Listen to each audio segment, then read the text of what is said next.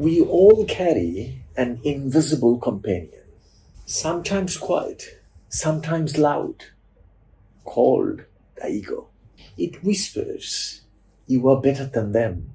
It protests, "How dare they talk to me like that?" It demands recognition, craves approval, and fears being wrong. At its worst, ego becomes arrogance, a wall that separates us from growth, truth, and connection. It blinds us to our flaws and deafens us to wisdom.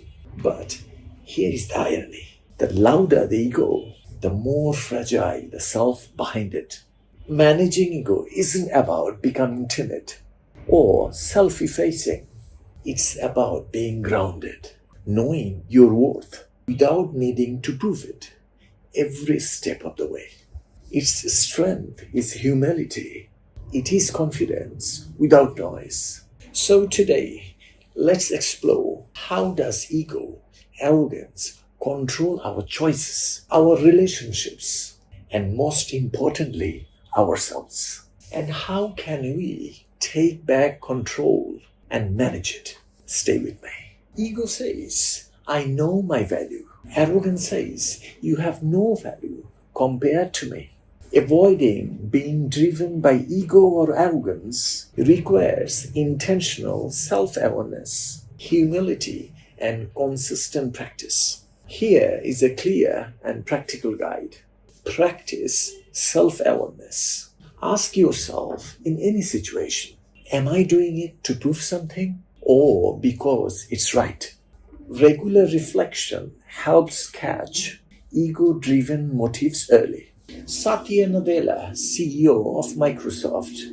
When Nadella took over Microsoft, he shifted the company culture from knowing it all to learn it all. He often says, "Don't be a know-it-all, be a learn-it-all." Instead of being driven by ego, he focused on empathy and curiosity, reviving Microsoft growth. Stay curious. Richard Feynman, the legendary physicist, was known not just for his brilliance, but for childlike curiosity. He never let ego stop him from asking basic questions. He said, "The first principle is that you must not fool yourself, and you are the easiest person to fool. Respond, do not react." Ego reacts impulsively to protect image. Take a pause before responding. Choose intention over emotion. Nelson Mandela. After 27 years in prison, Mandela emerged without vengeance, but with a vision of unity. He showed the world that strength isn't reacting with ego, it is responding with grace. Ego seeks applause, but real strength needs no audience.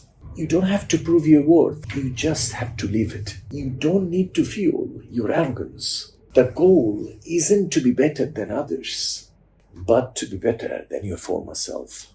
Drop your pride. Pick a purpose. That's how ego turns from a burden to a bridge. See you in the next episode. Take care.